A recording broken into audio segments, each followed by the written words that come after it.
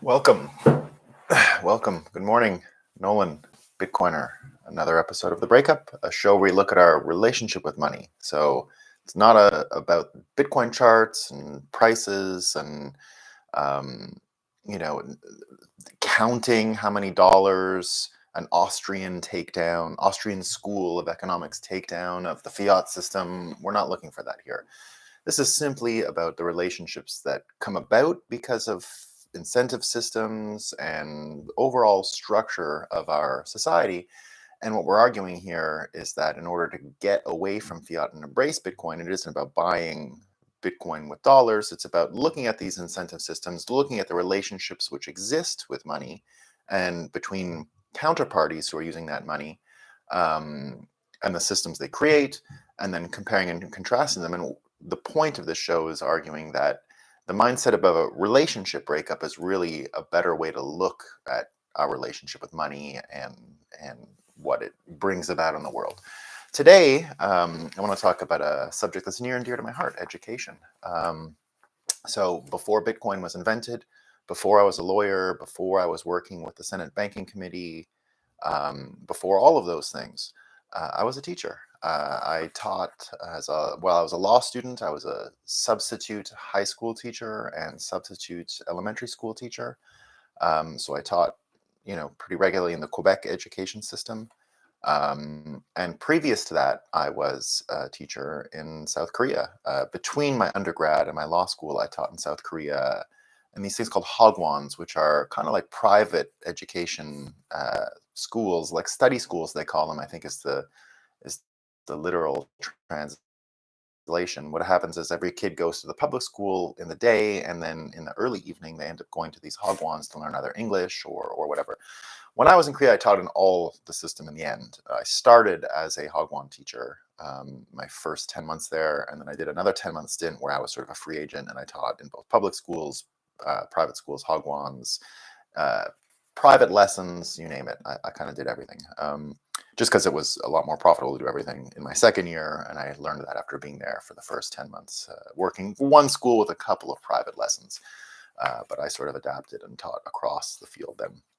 And that system, so is like a hybrid where the kids actually end up learning quite a bit more in these hagwons, like at the school that I taught for English. Obviously, my kids were really strong in the end. I had a bunch of games, and it was a lot of fun. And we used to shoot arrows, suction arrows at a blackboard just like this, and you'd hit past, present, or future, the different tense, and they'd have to conjugate verbs. That was how I really focused my English lessons. Koreans don't; they don't have really dynamic conjugation of verbs time-wise, right? Almost everything is said in the present, and then you just say when it happened, and that does the trick. Which is a fine method, but I got them into conjugating verbs with this, past, present, or future bow and arrow game. A lot of fun. Anyway, education. So I want to start today with some reading a couple of headlines because I think they put what I want to talk about today in context. So this one is from last week, and it says Portland Teachers, pardon me, Portland Teachers Union proposes self-taught Fridays for high schoolers, said educators need more planning time. Okay, so the teachers are tired and they need more time. Got it. That's fun.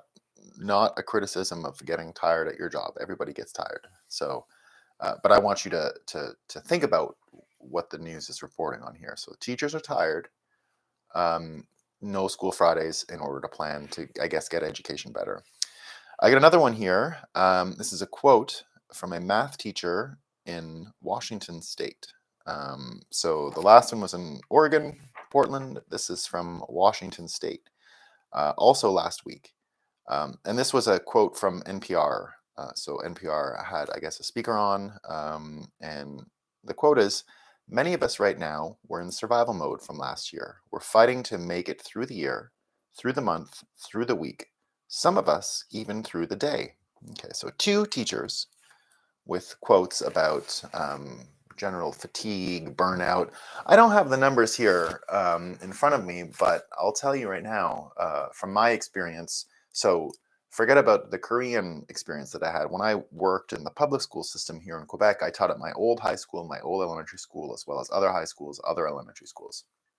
I had quite a large geographic area that I would work at. So I would get a call from a school board, and then I'd say, come and teach math today, come and teach whatever the course is today. And he'd say, yeah, sometimes you get them for 2 or 3 weeks at a time. A teacher gets sick or something like that.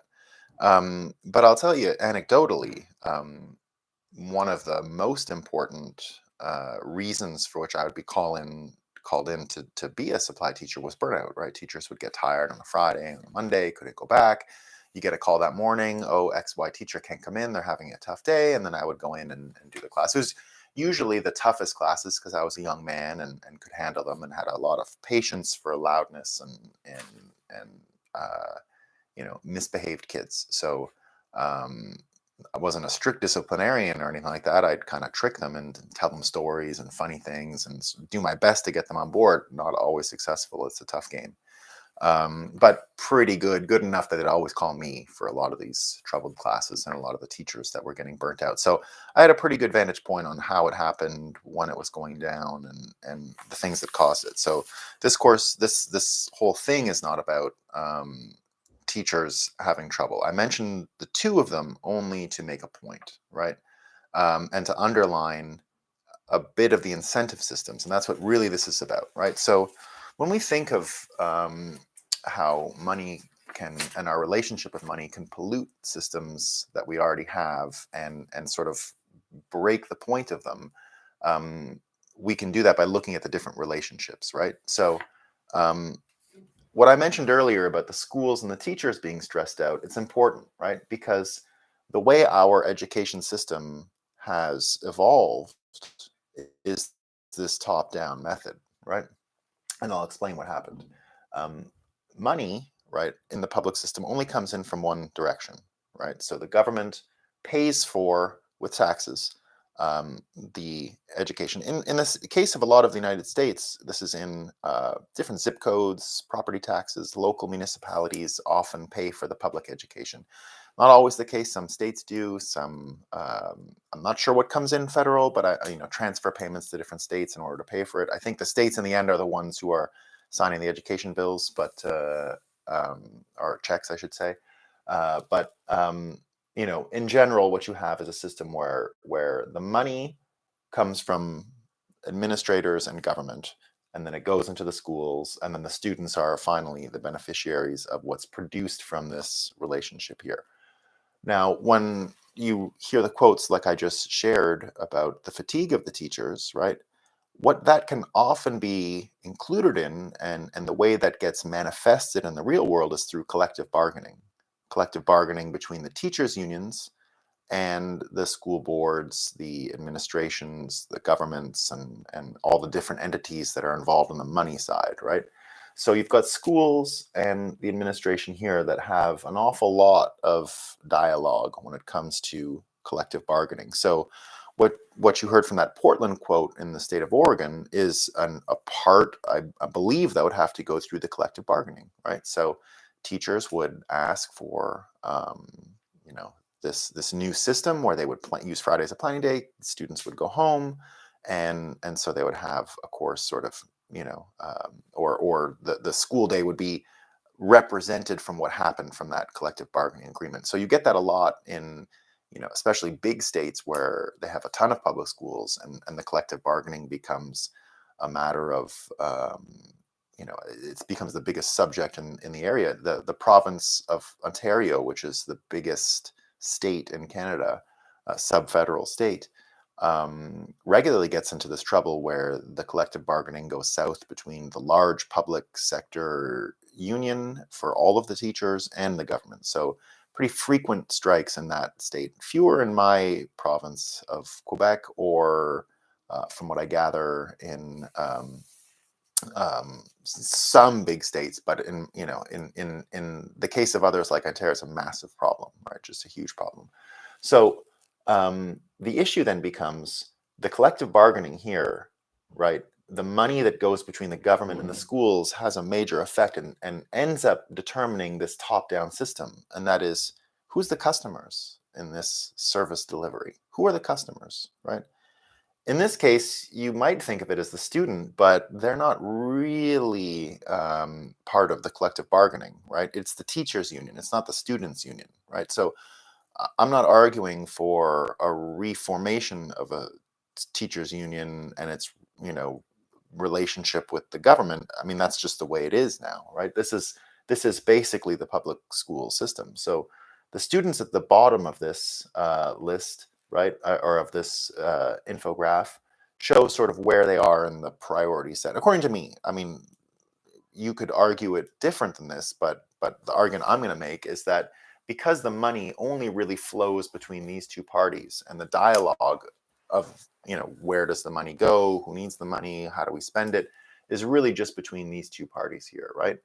Some, you know, the students end up getting the result of it, but they're not really involved in the collective bargaining. They're not really involved in budgeting, in the sense that the schools and the ones who are paying for it, right, are negotiating all of their needs and wants first, right? So when we see cases, you know, teachers are tired, of course, the argument is better education, sure, right? They want to be in better shape and offer more efficient education to the children. So no one's doubting that the teachers are tired and need energy to do their job, right? So we're not making that argument.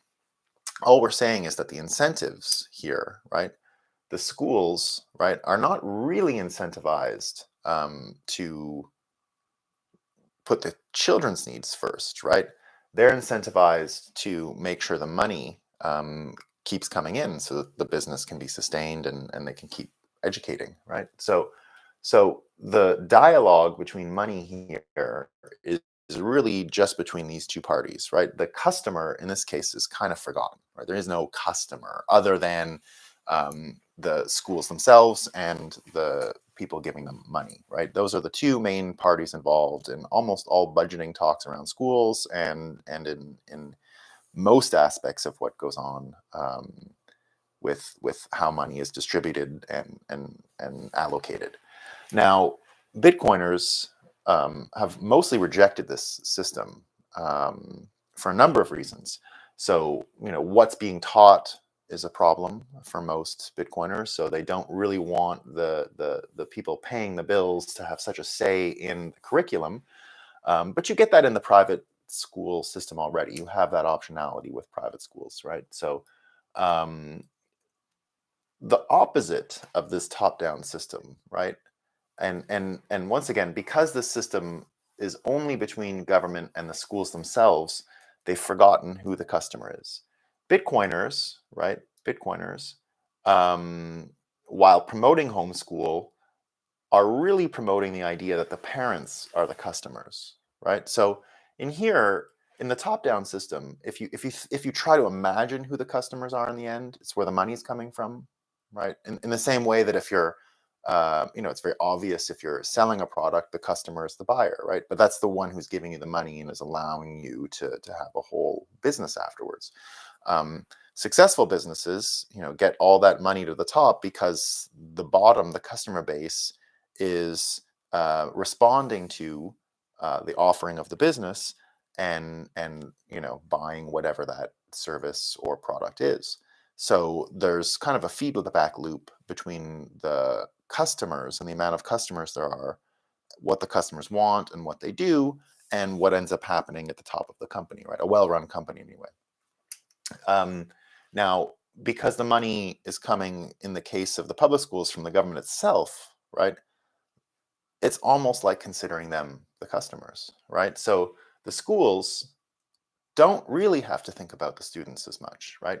Because the money, the thing to keep it going, is actually coming from the government, right? So as far as the schools are concerned, they got to keep the government happy. Yes, the government wants the students to be taught as a starting point, right? That's the goal of the schools giving the money. So I'm not arguing they don't think about it. What I'm arguing is that the schools are more interested in pleasing and following the directions of the people paying their bills than they are about the people using their services, right? Now, in this other model, and this is what a lot of Bitcoiners believe, if you put parents back in the role of being customers, um, they're going to make a lot of critical decisions, um, and allocate money in such a way that the schools will have to treat them as the customers. Now, we see that in private education today. Um, One of the great hybrid examples that you're starting to see, and I saw this when I lived in Brooklyn, working with CoinDesk all those years in New York City, living in Brooklyn, I would see the success of the charter school movement. And what the charter schools do is, instead of giving the money here to give to the schools, right? You just give the money to the parents, and they get to spend. It's still public schools. It's not a private school, right? But it's like a coupon, and the schools can take the coupon and convert it to cash, and educate the kids then. So what it induces is the feeling amongst parents that they are shopping again, that they are the customers, that they are weighing options and benefits, and not just being told that you live in this place, you have to go to this school, right? So in this system, when there is no choice anywhere, right, the school doesn't really have choice. The government has some choice, which schools to give money to, so they give it, and then the schools can kind of fight to stand out to get that money. Sure, they'll put forward school needs, teacher, student needs, and things like that to make the case for why they need money. But the feedback loop is really sort of just a one funder, and you got to make them happy. So whatever works, you're good. In this case, so many parents create so many different needs and demands to the market that theoretically the schools will adapt to meet those demands, and if that happens, then inevitably the beneficiary is the student. Now, you can put all of this into simple context by just asking a simple question. And Corey DeAngelis is a fellow. If you're not following him on Twitter, you definitely should. He's been leading the charge on this for a long time. He's actually mentioned in Sefadian's Fiat Standard book. I've been following him for a really long time. He's a hero at this point, as far as I'm concerned. And what Corey is arguing, and he made a great comment both times, those two quotes that I read about the Oregon School Board needing Fridays off and the Washington School Board with the teachers that are too stressed out recovering from last year, is, well, where's the students in all of this? Right? Where are they? How come we don't talk about the students? Right?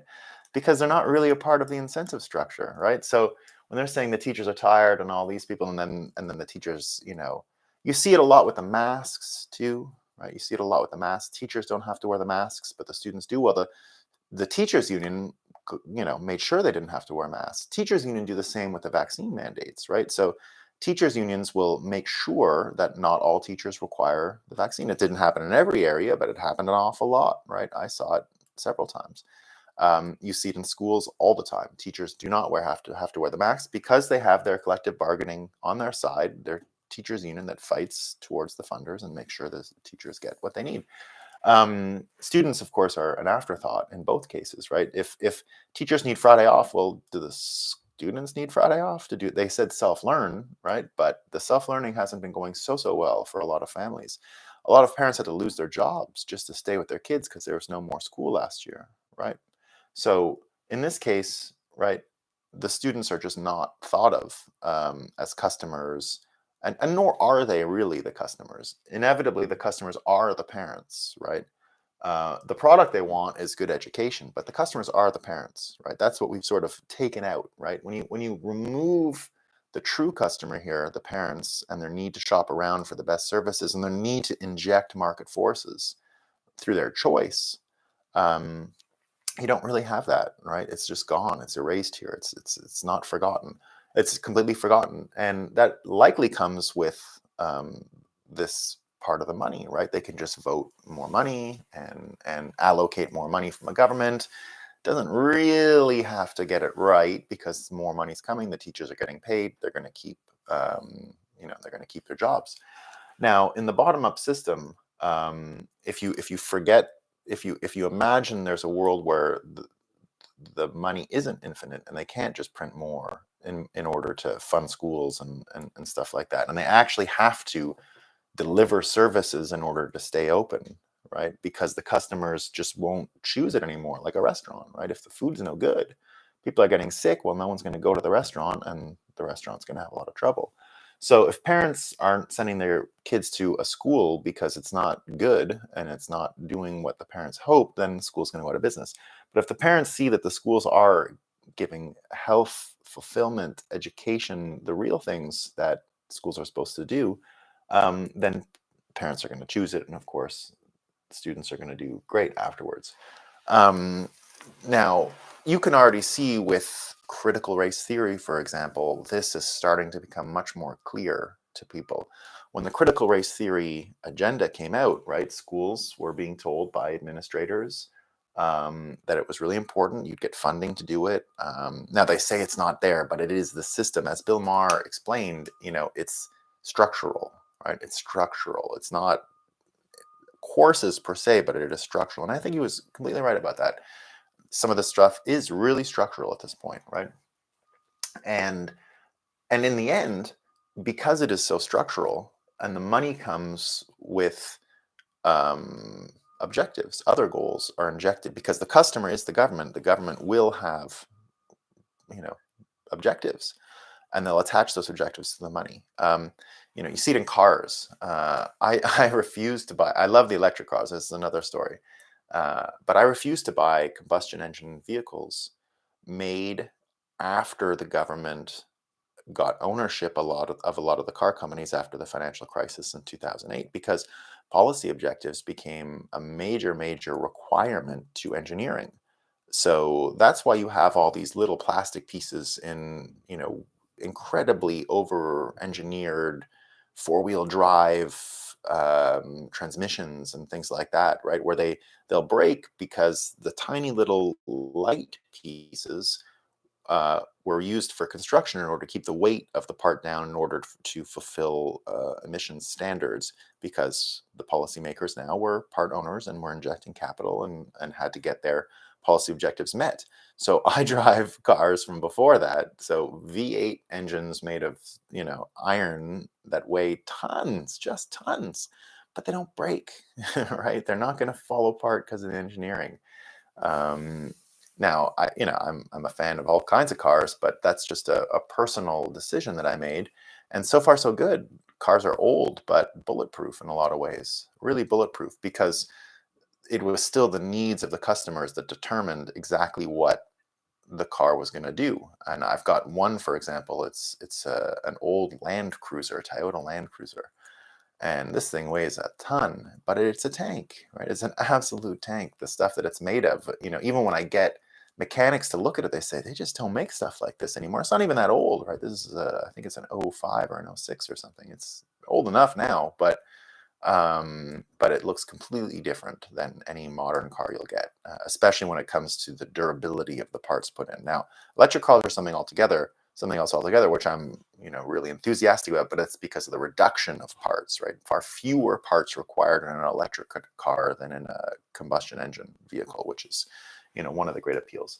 So today, our main reason to break up with the fiat system is because it does create really disturbing incentive systems, and it's twisted education into a top-down model where the customer is really just this government funding the whole thing, and more or less whatever those entities require will just be captured in the one, sort of financial dialogue that happens, which is between the unionized workers and the government's entities that are taking tax money to pay the bills, versus a system that acknowledges parents are the customers and responds to their market needs and market desires. And systematically, the beneficiary becomes the child because their needs are part of the calculation made by the consumer, by the client, by the customer, which are the parents.